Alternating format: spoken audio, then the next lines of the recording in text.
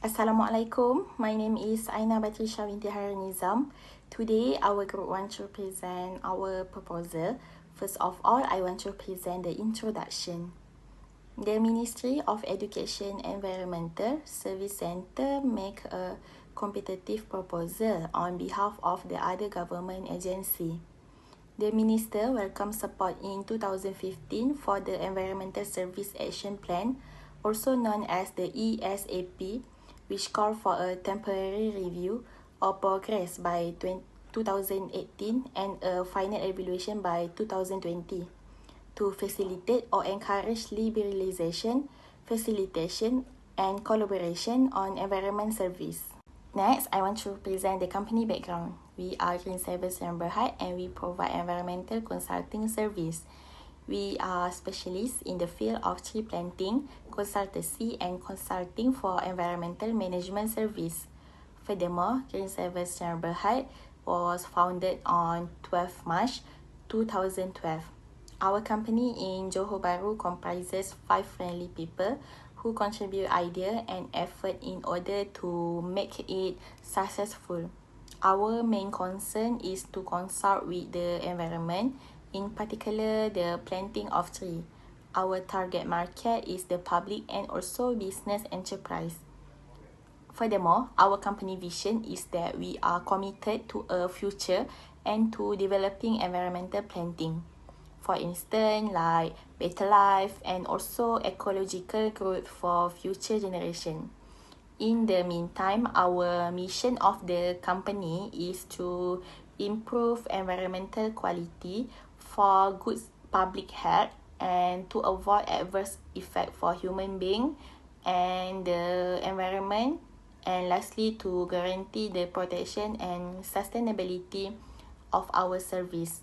Besides, SAVER has been successful to win many awards for our outstanding achievement, including the Iskandar Malaysian Green Award and the Green Accord Initiative Award and many more. Thank you.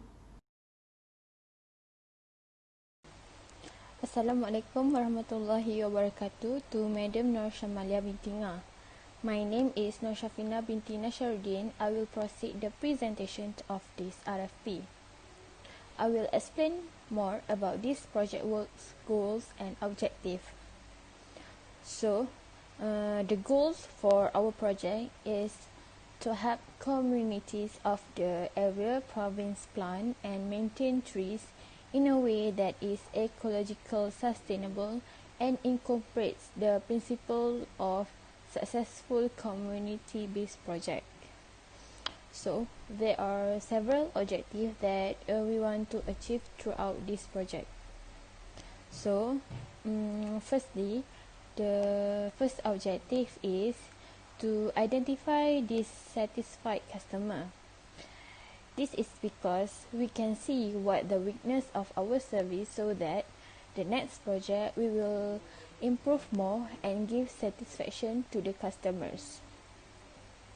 So, next one is objective 2. Objective 2 is to assess overall company performance compared to competition. So, this means that the company performance will become more efficient and will give the best services to the customer. And lastly, the last objective is objective 3 is to discover customer requirement or expectation. So this is important because customer requirements is based on their choices, and we as the service-based company must deliver the best service that will give them satisfy and give them give more credit to the company. So that's all from me. Thank you. Hello, my name is Maya Ansari. I'm going to be explaining the management section followed by the technical section. So the management section is about the description of work tasks and job. In our company, we have the general manager led by Rizwan, technical manager led by Nazira, financial led by Nur Shafina, operational manager led by Mayang Sari, and the human resource lead by Aina Patricia. It seems that in our company we each of us have our own respective roles and tasks to perform within our company. When it comes to experience, each of us is have our own basic requirement, such as our educational background and and working experience.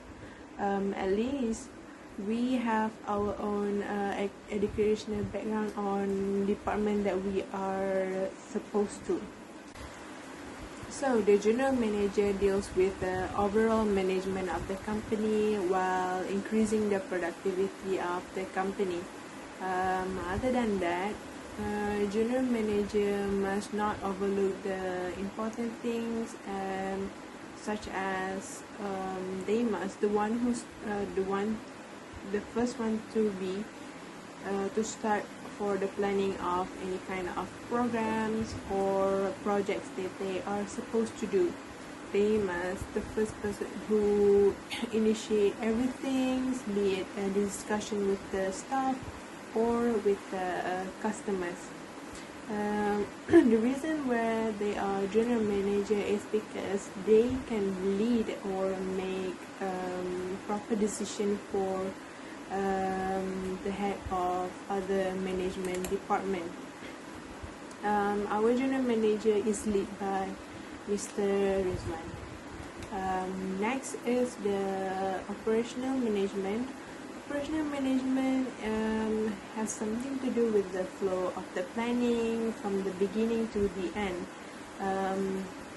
They are responsible to ensure that the process of the company is going smooth, and if there are any problems, it can be solved properly. But if there are any non-daily routine problem, then it is going to have a proper solution where they must first make a discussion with the other management. Operational management led by Ms. Mayang Sari. As for the financial management, which is led by Nur Shafina, she is responsible as the head management to take the accounting of the company, whether it is the expenses or revenue. The financial management must not overlook the miscellaneous or hidden expenses of the company, or else it is going to have problems. As for the technical management, which is led by Nur Nazira, she is responsible with the technical issues or making system for the company so that it is convenient for the customer and for the people inside the company. Other than that, technical management is important to gain feedback from customer either through online or offline. Other than that, if there are any technical problems, then the technical management must be responsible in solving the solution. As for the human resource management, which is led by Aina Patricia, she is responsible as the head of the human resource department to check any people work ethic, or they are responsible to take the performance of the each employee of the company. So they have a big role when it comes to the work ethics, and they are responsible for the payroll of the company system. So human resource is working with the technical, because they deals with the system of the payroll system within the company. Technical section is when we try to make better of our services and products. When we want to achieve a better result, we must give them a better services by discussion or make them understand about the environment. We does not only serve services by planting trees for our customer, but we also trying our best to be their advisor. For example, if they are trying to request for some services for tree planting, and if the request were to be damaging to the environment, then we might suggest a better options. As you can see, we does not only heavily focus on the customer, but we also bring benefits to the environment. So it is a win-win situation for the customer and also the environment. Other than that, even we have different backgrounds of expert or working experience, we are trying our best to learn about the environment by workshop, seminar, and also any other courses that might help us in learning the environment. So no matter how different our educational background is, we will try to send our employees, our staff, or also our head manager for the training camps that might be helping us in the near future for the environment fields. This shows that we will try our best in the environment section, even if we have different backgrounds. Assalamualaikum warahmatullahi wabarakatuh. My name is Nur Nazira binti Muhammad Nazri. So today I'll be explaining to you, Madam Shamalia, about the cost selection that our group done to run our project. So in this cost selection, we list all the costs that we all needed to run our project. This cost is a value of the money that has been up to produce something. So there is some of allocation that we all allocate to the project and that we ensure to use for properly and also efficiency. However, we all limit that each of the sector we will not reach exceed 300,000 ringgit. So because of our total budget is only 2 billion ringgit. So that's why each of the sector we have a limit, and from base of the budget we have a project profit. So for 6.1 is for labor. The labor is in description for managerial like general, operational manager, financial, technical, and the last one is human resource. The salary is for the per workers in monthly. So we are calculate for each of the salary workers time 24 months, which is 1 year. So the total for managerial is 372,000. And the next is for the non-managerial. The non-managerial, which is we are separate with 3 of the team. The first one is administrative team, multimedia team, and the project control team. So for each of the team, we have their own salary. So the total is 242,400. So for the total managerial and the non-managerial employer is 614. Next is for 6.2, which is description on project equipment. The equipment we can see like computer, projector, printer, PA system, file cabinet, and screen projector. These are our project equipment that we need in our project. So the project budget, which is we can see that price per unit time for quantity. So the total of the project equipment is 25,500.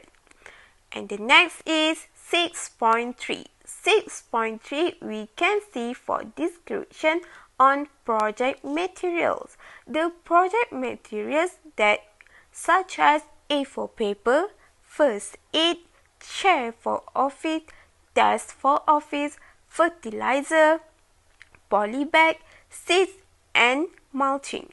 These all the project material need in order to run the project. So this is the same, which is price per unit time for the quantity. So the total of the project material is 197,930 ringgit. For the 6.4, the description on project facilities. The project facilities is a mean that facilities need for the project, such as a conditional lamp for office, ceiling for office, security and alarm system for office, nursery layout, and closed structure. So the same is our project budget quantity times for the price. So the total is 44. We continue for the 6.5 contingency reserve. For contingency reserve, we can see for the description is estimate project budget. The total amount is 300,000. For 10% contingency reserve, we have 30,000. For the cost baseline or contingency reserve, we have 3,000, 30,000 ringgit. So for the 6.6 overhead, we can see description. You can for the office building, electricity, Wi-Fi, water, and telephone bill. So the total for the overhead, we can see that 95,736 ringgit. And for the 6.7 is a total project. The total project we can see for the list one for the 6.1, which is labor, equipment, materials, facilities, overhead, and the last one is contingency reserve. So the cost total for the total project is 1,307,976 ringgit. So on the last part is a project profit, that we can see how that we run the project with use the budget that we limit, which is on 2 billion ringgit. For the each, we can see for the each of the cost will not exceed for 300 ringgit. 300,000 ringgit. So the description is total given budget minus for the total project profit 2 billion minus for 1,307 and 976. So the answer is for the project budget is where we can get is the balance is 9692 and 024. So that's all from me. Thank you. Assalamualaikum Madam, my name is Muhammad Rizwan Berifin. I will briefly explain about risk analysis and control system. As we know, risk itself involves the uncertainty about the effect or implication of an activity with respect to something that human value. However, risk analysis means the method of evaluating the risk of adverse event in the government, the private sector, or the environmental sector. In addition, risk manager also work together to avoid unforeseen incident from happening and to reduce the detrimental effect on the project in the long term.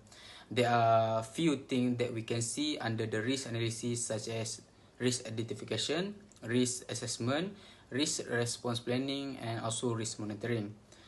Okay, first, risk identification means a process for recognizing concerns that are likely to pose a threat to the company, and also first step under the risk analysis. In an organization, the project leader must play a vital role before beginning a project, such as brainstorming in finding issue with the project team. Next is risk assessment, which is explain the whole of the systematic process in which danger are identified and any associated risks are measured at the workplace and effective control steps are taken to avoid or mitigate them. While The risk response planning under the risk analysis involve managing way to minimize or eliminate any project risk, as well as opportunity to increase their impact. Project leader are supposed to work until all the risks arise to eradicate them. Last but not least, in risk analysis is risk monitoring, which is going mechanism that has a initial step of risk identification, implementation of intervention and preparation control. This is because to ensure or detect whether there is danger and to continue to find and introduce new risks in order to prevent potential impact on the project carried out. Okay, next. I will proceed to the next point, which is control system. This meaning of control system explain about the data collection, data processing, and progressive development used to predict, identify, and proactively affect the time and cost result of a project or program, such as by enhancing the information in format and access the actual management in decision making process. The control system itself also have its own type. Same goes to risk analysis that I mentioned earlier. There are 6 points, which are project estimation, project budget, EVPM, controlling costs, controlling scheduling, and performance measurement. The project estimation highlight that every project done must be through discussion by all parties, namely team leader, team member, and customer. Team leader and team member must make the appropriate estimate during the project completion process. Through this project, the customer has set a date starting from 1 March 2021 and to 28 February 2023. Furthermore, the project budget explanation is about the procedure that should address the budget or cost that will be issued in order to complete the project within the specified timeline. The team leader should negotiate or make an accurate conclusion in order to change the cost of the project to the consumer, so that it can clarify and there is no uncertainty as the cost to be spent. Next is EVPM, or known as Earned Value Management System. This type describe a method used to promote the completion of the project. This method is used to assess the efficiency of or progress of the project and to provide structure management to differentiate between the work expected and the work complete. The team leader must operate effectively in the controlling cost section and continuously track to the cost of the project, and the cost earned should be detailed to customers, such as material expenditure, supply, employee wage, and others. Other than that, project scheduling is very necessary for the project to determine the task to be carried out, as this will be used to direct the project team to accomplish the task of completing the project in the allocated period. Lastly, through the performance measurement, the team leader will define project planning and expected outcome. It is also possible that the proposed project follow the requirement and also guarantees that no complication can occur after the project has been complete within the specific time frame. Okay, I think that's all that I can explain under the risk analysis and control system. Thank you so much, madam.